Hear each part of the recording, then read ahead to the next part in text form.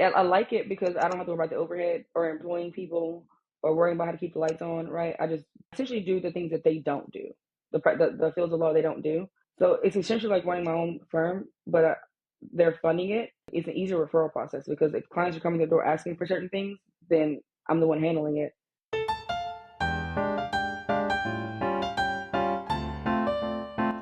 Meagan Smith, welcome to the You Our Lawyer podcast.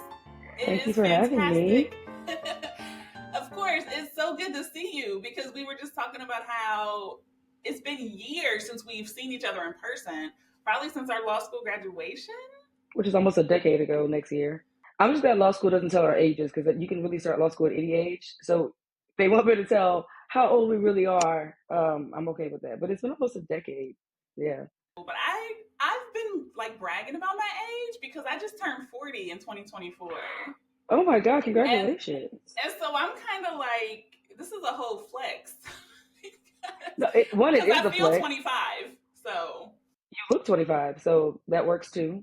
And you're out here raising a whole kid and being a full-time wife and like person every day. They don't tell you about that part. But does 40 feel good and flirty like everybody says it does? it does now because my birthday was in May. And the beginning of the year, I was like, oh, okay, this is fun. And then I was like, 2024, my kid will be 4. I've been married 4 years. It'll be 5 in November. And it was just like all these 4s were hitting me. And I was like, chill. So I stopped wearing glasses. I went and got contacts. I colored my hair. Like I had this whole like 40-year thing. Well, see, I'm turning 36 next month, and I'm really excited because one, this year's just been really hard.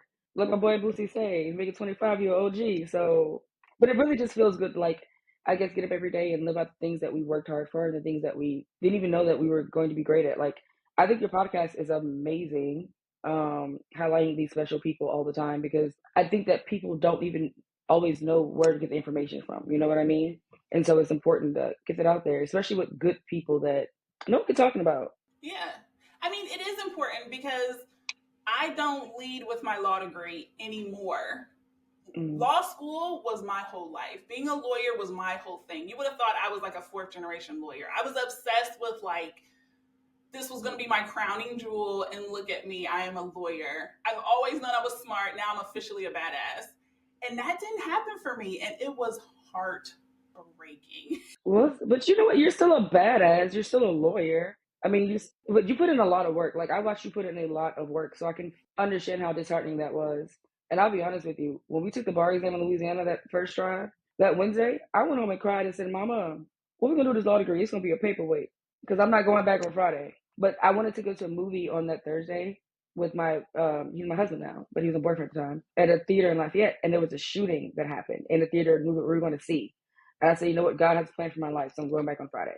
And I happened to pass it the first time. That's amazing. I didn't even know Because that. I was not going back. I was like, this is traumatizing. This is stupid. The girl who was sitting next to me, she kept crunching on almonds and popping Diet Coke. I was so annoyed the entire time. I'm like, girl, I just want to get these answers in this computer.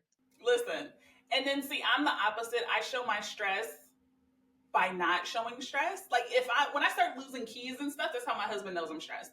But like the week of the bar exam, I remember Lacey was sitting behind me and she was like, I couldn't even look at you because you were just like, you were just happy and typing. And I was like, girl, I didn't know what I was writing. I was so overwhelmed, but I didn't know it. And now I know the term is overstimulated. That entire week, I was just like, my entire life has come to this. This is the pinnacle there.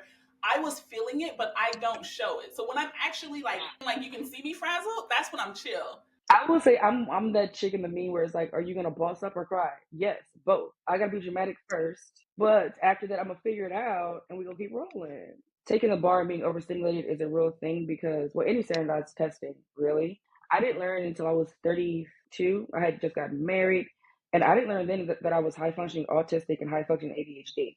And by that time, I had gotten a second law degree, so I have my LLM, and I was studying for the Arizona bar exam. And so the difference in studying for the bar exams, knowing that information and having the help, oh my gosh, like when I say wonders, so different. Like even my everyday, I work so much more efficiently. Yeah, it's crazy because we are just functioning. You are just trying to get through. And I've had a couple people come on the show and they're like, they call it the law school conveyor belt. because you're just moving and you don't really have time to stop and think about what are you doing, right? At first, it's like just take the LSAT, possibly take it again, then just apply and then apply again. Or like I got waitlisted to some schools. So it's like, and you're just going through the motions. And then by the time you sit down and you say, I just did something incredible, it's graduation night. And you literally have 2 days to enjoy it before you study for the bar. There's So, 6 weeks of intense, like yes. everything you learned for 3 years, and you want to put it. They want to put it down on a piece of paper, and people don't realize that bar exams are different. And so now that I've taken 2 of them, Louisiana bar is the fourth hardest bar in the country. Like we're number 4, we're top 5, and it is 3 days, 21 and a half hours, and people don't realize that we go to it like a job. But see, the Arizona bar exam was 2 days and 16 hours, and the Arizona bar exam was still more daunting to me than the Louisiana bar exam. Really? Is it because it was a second one, or just because it was a new state? 1, it was a new state. 2, they have multiple choice. And the way they do their writing is they give you a booklet and want you to write a memo or a brief, and they give you the law. You have to fill in the gaps with the procedure. But when I was studying for the Arizona bar exam, I was also still practicing Louisiana law with my own firm all day, every day. And so it was a struggle. So I didn't pass it. I failed about 30 points, but it was the multiple choice because I swear 135 out of 136 in the writing. Yeah. So you knew the practice. You didn't want those multiple choice.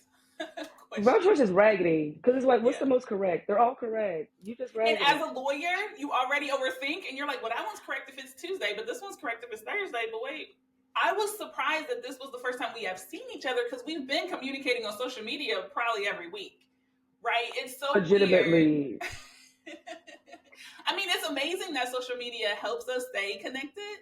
During COVID, this is how me and my girls had brunch because we are brunch girlies. We are like every weekend brunch girlies. We brunch from 10:30 a.m. to 5:30 p.m. Okay, and so during COVID, we would have our little cocktails and stuff and do like a Zoom thing because COVID, like people don't realize people lose time. Like people say, what happened 3 years ago? I'm like 3 years ago in 21 or 3 years ago in 2019, and they have to remember that we lost an entire year of life. I'm thankful for it because it made us all slow down and sit down for a little bit.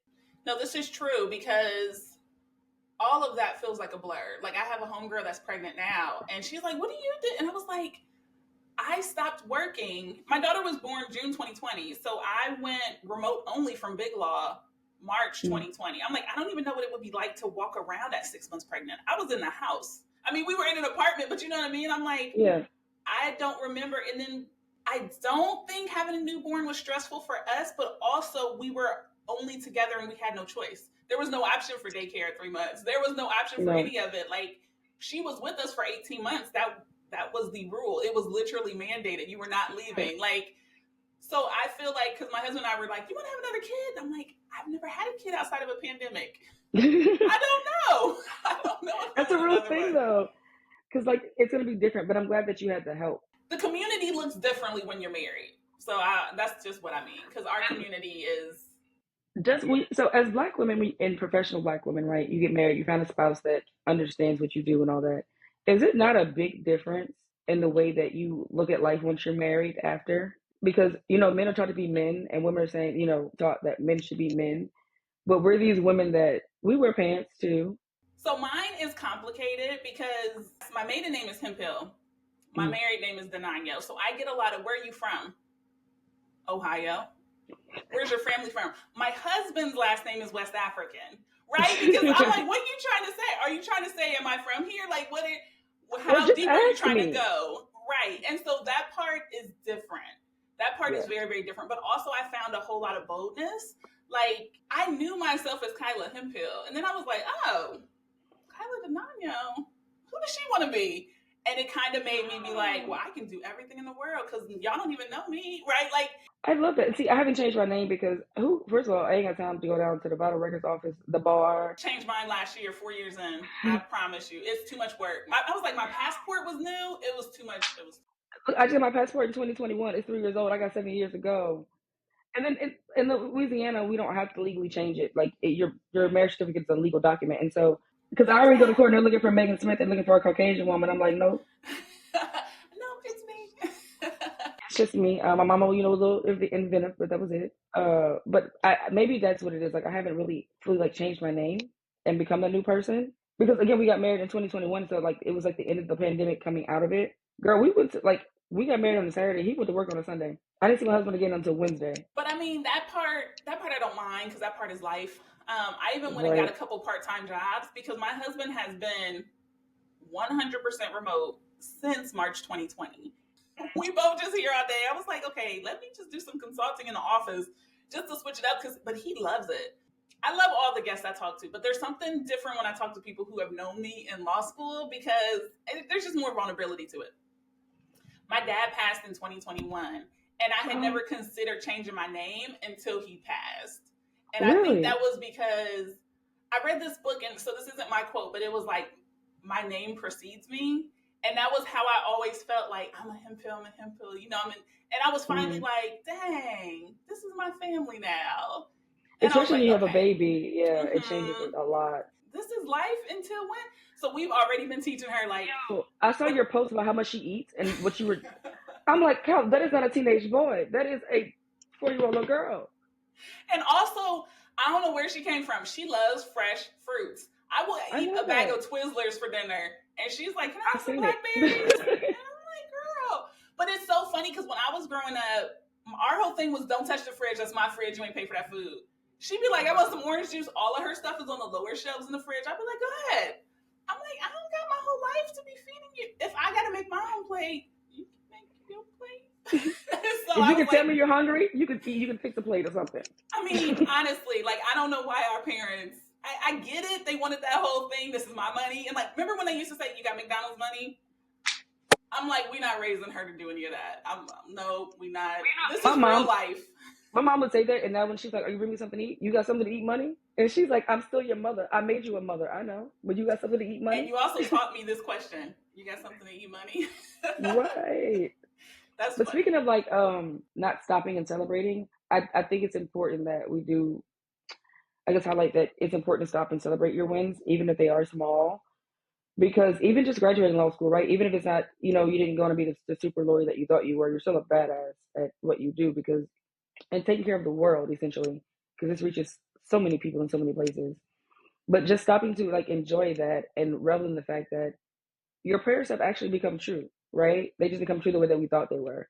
I'm reading this book by Lovey Ajayi Jones, which I love. Lovey Ajayi. It's called Professional Troublemaker. She is Nigerian from the Yoruba tribe, and they have this thing called an Ariki. And so it's your first name, your middle name, and then house of your last name, first of your name if you're, an original. And then you just give yourself self affirmations. And she says it every morning, and it has transformed her professional and personal life as far as like setting boundaries and what she accepts from people and the love she gives out. And I think that is so important because when people say they're not like when women say they don't have female friends, they're not a girl's girl, it upsets me because I feel like my female friends are amazing. Like we champion for each other, we celebrate each other, we're happy when somebody else wins, we're not upset, we don't feel jaded or jealous. And I'm just like, where are these women that act like that really literally pray for your death? Who are these women? Because you need a hug, baby. Most of them need a hug, but honestly, they're probably women who haven't seen successful friendships. And then my godmother taught me that friendships look differently, right? Like, I always thought I was going to have one friend and they would do it all. They cheer for my success, they cheer for my business, they cheer for me in law school, they cheer for my marriage. Yeah. And I kind of don't have that. Like, I have one friend who enjoys business stuff, and so we talk business stuff. And then I have another friend who's interested. Like, I feel like it's almost compartmentalized. I'm like, I would like to have one person who does all, but I think the one person who does all is me, right? Like, I'm a friend to myself. You're the friend. Like, yeah. You do that. You go do that. You do this. Friendships are different now because you got some friends that want to text every day. You have some friends that text you every now and then. You have some friends that just share memes online. Like, so like me, Tanita, and Liberia, we're really good. Like, 3 of us are really good friends, and we went from texting and calling every day to having real jobs and things to do. So that was no longer an option, right? And then Steve had a kid. But we share memes and stuff all the time. But when we get together, you cannot tell that we don't talk every day, that we don't hang out every other weekend. It's to the point now that our parents, like, each other's parents are our parents. And they're just like, oh, Lord, here they come. Yes, here we come. And we're going to have a good time. Like, me and Sunita, we went to St. Martin, and my mom was like, this is what y'all do when y'all get together? I said, have a good time, girl. Yeah. She was like, I can't have y'all together no more. No. It's exhausting, but it's fun. I don't want to say we glossed over it, but I've been meaning to ask you, why did you take the Arizona bar? And did you move to Arizona or did you have plans to or what? Okay, so I got my LLM August 2020 to March of 2021, which we were going through a pandemic. My husband had just had shoulder surgery. I'm planning a wedding, and I'm working 14 hours a day as an attorney while getting an LLM. But your girl graduated with honors. Ain't God good? But I took it because I have family in Phoenix, so I grew up there in summers. My mom's grandmother, on her paternal grandmother, moved out there in like 1969, something like that. And my family's been out there ever since. And so my brother, my younger brother, is in Iowa. I have family in Tennessee, and getting the Arizona bar license would have had me practice reciprocity with 41 out of all 50 states and territories. But however, I was waiting on my DC license to come through, which I have that now, so I'm never taking another bar exam again. I can waive into any state in the country. I don't need to take another bar exam. But I also wanted to see if I could do it because I felt kind of spoiled by passing Louisiana the first time. I was going through this transition of like where I felt like I was very arrogant and I wasn't humble. And I was like, this will humble me. This will make me feel, if nothing else, taking a bar exam will make you feel like you ain't nothing and nobody. But it was a great experience, and Tucson is beautiful. University of Arizona, bear down. Shout out to them. It's amazing. I love it. And I have a cousin out there who's a ward of the state. She's a mental ill patient, and I'm one of her guardians. And so I wanted to understand the health law from their perspective and stuff too, so I could really help my family progress. You said you went in for ADHD training or testing? Well, so I was trying to be proactive in my health, mental health, and my physical health. And when I went in to she said, you're not bipolar, but you do have high functioning autism. She's like, you're on the cusp of Asperger's and you have high functioning ADHD. And I was like, how come nobody in my whole life ever said this? She said they probably didn't know the signs. But looking back, in primary school especially, I would cry and burst out in tears as if you took my puppy if I made a B. Like, it was bad. And I always tell people this, and it sounds horrible. I don't understand why you don't understand. So I thought I could never teach. But after figuring it out, now like I started teaching paralegal studies classes. And I love it. And I never thought I'd like to teach because I'm not telling grown people what to do. Y'all grown. So, okay, so you were high functioning, and it sounds like because people didn't know what to call it, you were just Meagan, right? These were just the things you do, and you had a wildly successful career. Because what is it that you were doing for 14 hours a day when you were practicing law? I did personal injury and workers' comp. Okay. And is that still what you're doing? So no, so actually I'm no longer I'm of counsel for 3 other firms here in Baton Rouge. Shout out to the office of Elizabeth Goree. I work with 2 amazing women there, Black women there, and it's such a good community to have that behind you when you have sisters-in-law, as they call it. But I do workers' comp, I do personal injury, I do civil litigation, I do family law, successions, wills, estate planning. I kind of run the gamut. I don't do bankruptcy or real estate or patent because that stuff is just really hard. I do minor intellectual property stuff, like the real small stuff, because I took some of those classes in my LLM. But I'm really just focused on helping the people the way that I can, especially like older people and younger people. Yeah. Because I feel like if we get the older people, get them the wills and successions, their family can build generational wealth from what they leave, and get the young people to understand how to start that stuff early in life, because they're not in debt in college and professional school. Because honestly, my first year of law school, I graduated undergrad early, so my first year of law school, I used my scholarships and TOPS from my undergrad to fund my first year of law school. And people don't know you can do that. Definitely not. So I love that you're bringing the awareness to that, but even just showing the young people, like, look at me. You can even do what I'm doing. You can be a boss like this, because it sounds like you've created a really flexible career, right? You're able to be of counsel with these 3 different firms. So does of counsel mean that you have to show up on a certain number of days, or just that you need to be available when they send emails or you have meetings, or what? The office of Elizabeth Goree, I do go in 2 days a week because she's in Georgia, and so is the other attorney. So that keeps the wheels going here. Otherwise, if I'm not in court or in a deposition or mediation, if I want to be at my house, like I say, in my underwear, my pajamas, and working, don't nobody care. I have a scanner, a computer, a printer, the Wi-Fi, don't nobody care. An office cell phone that I call my clients from and stuff too, so they'll have my real cell phone number and things like that. But my mental health was suffering. Like, I was considering quitting because I had such bad experiences with employers. And so when this last employer situation didn't work out, I was like, just let's see what happens. And when I say it's been an amazing change in 2022, now it's a struggle for those of you who feel like you can just do it. Listen, it is a struggle. It's worth it though, especially when you can tell people, okay, I just go home. Don't worry about it. I'm gonna just go home. So, but I also work with one of my other classmates. Remember DeQuano? Yes, Lee. Yeah. I'm of counsel for his firm. Okay, I very work with him. cool. So I have all these questions because I've talked to other people who've been of counsel, which is different than being An associate of counsel at a law firm, like at a big law firm. That's when they kind of like bring someone in to just kind of review things. It's almost like a super high level doc review. And then it's also different than being an associate. So the question that's burning for me is, is this different than running your own firm? And do you enjoy it more than being a solo practitioner? I still do my solo stuff for smaller things, um, but I like it because I don't have to worry about the overhead or employing people or worrying about how to keep the lights on. Right? I just come in and do my. I essentially do the things that they don't do, the fields of law they don't do. So it's essentially like running my own firm, but they're funding it, and it's an easier referral process because if clients are coming to the door asking for certain things, then I'm the one handling it. But it also creates referral process for me. I'm a very personal lawyer. Like I wear Jordans to work. Okay, I wear J's to court. Some days I have on my tie and my loafers. Some days I have on my cute little miniskirt, whatever. It just depends, but it makes me more personable. And like I like to go to see my clients in their environment and make them comfortable. And I have a tendency sometimes to talk to people like they're people. So But I you like that should. aspect of it. Well, that's how I feel like because I feel like they already don't know and nervous. They're coming to you for a legal issue. And what do they tell us the first day of law school? You can do anything but practice medicine. Doctors can do anything but practice law. So I take my job very seriously and trying to treat my clients like people and listening and talking and doing the best that I can for them. Yeah. It's weird because it's not like law school tries to eliminate the personal aspect, but you kind of, I think law school still let me be who I was. I mean, I came Hmm. in and I felt like me, and all of y'all were like, "You are not from Louisiana." Like Girl, you I came had, in so Kyla comes in. I'm Kyla. Girl, why it's 8 o'clock, why are ma'am? you It's eight talking to thirty. us? Why you got this monogram? Why you so Long sleeve bubbly? shirt on?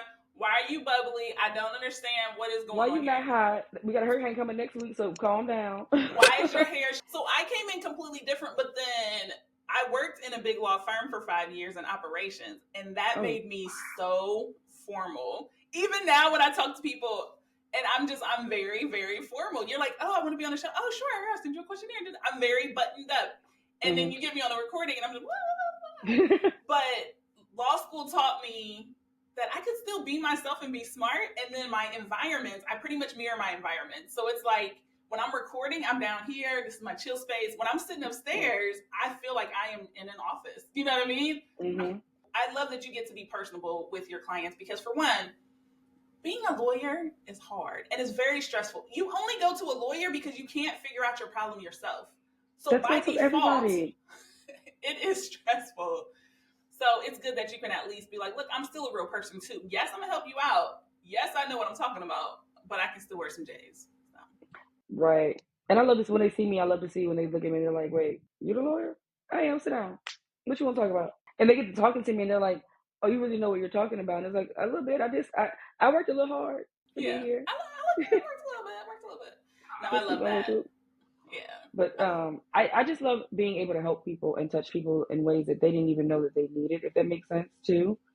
I feel like lawyers get a bad rap for being stuffy and boring. And baby, ain't nothing boring about me. Okay, I play music even when I'm in the office, especially if it's just me and like the staff. Baby, turn that biggie up. Okay, turn it up. You want to hear some Carrie Underwood? You took a Louisville slug of what? Both headlights. Be mad at the world.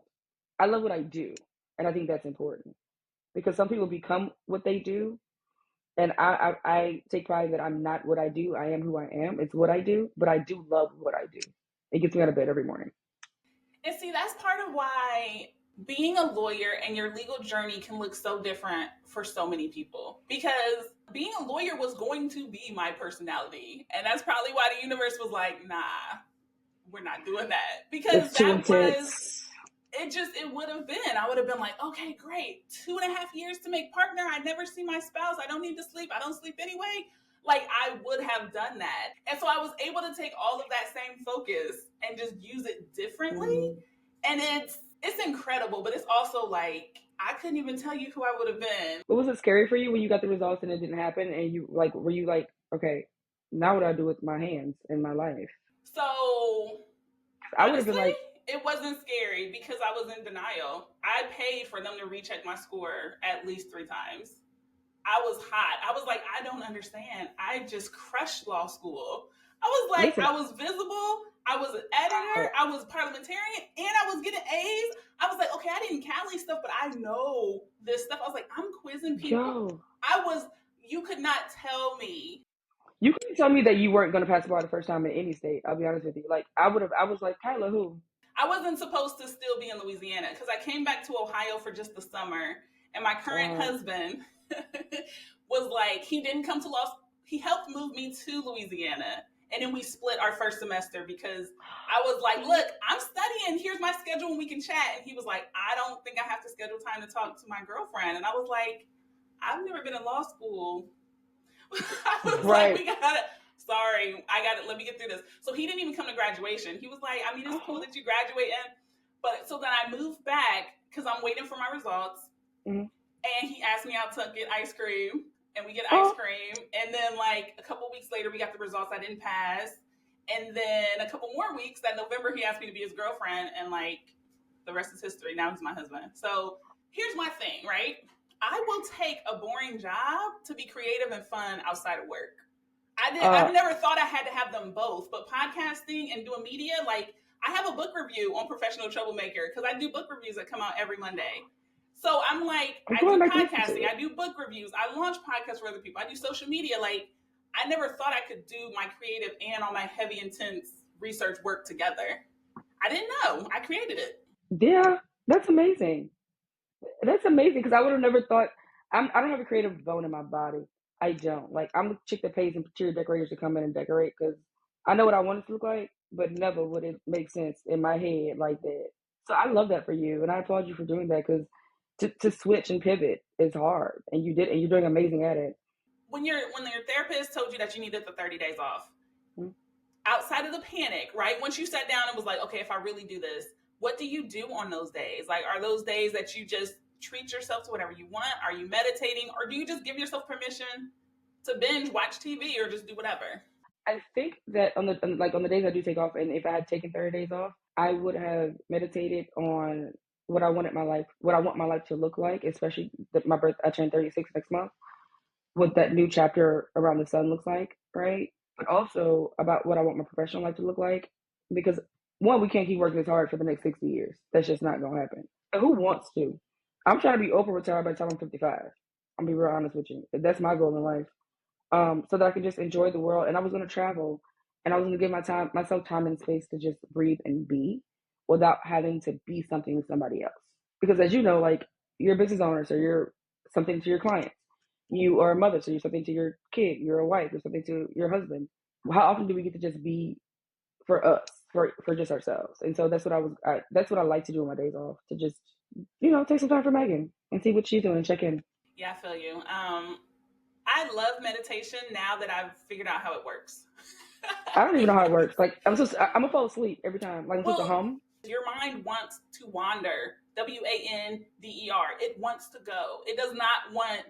When you meditate, you're not saying the wall is gray, the wall is gray, the wall is gray. Your mind wants to go. But with that said, he was like, you should use affirmations. So I have these like wealth building cards. Like, one of them says, I am enough. I've always been enough. And I just sit and I just repeat to myself, I am enough. And then I start thinking, do I want chicken for dinner? Or do we want shrimp? And then you just keep bringing yourself back. Girl, I set an alarm for like 7 minutes. Next thing I know, I was doing like 20 minutes. Because if you let it wander and then just keep bringing it back, and the affirmations help. And next thing you know, it's incredible. So I would look into getting some affirmation cards. That makes more sense. Well, I used to do the Mary Jane theory of affirmations. I'd post them on my bathroom mirror, but then they get wet or they lose them or whatever. So that didn't happen. No, it's good to hear, but like, just try different ways. Even if you do the post-it and just hold your post-it and keep. No, I'm definitely going to try it the way you said it, because I've never really learned how to do it correctly, and I'm pretty sure that it helps. That's why I love that you are reading Lovey's book so often, because for one, you got to keep rereading books. Repetition is what teaches you to think differently.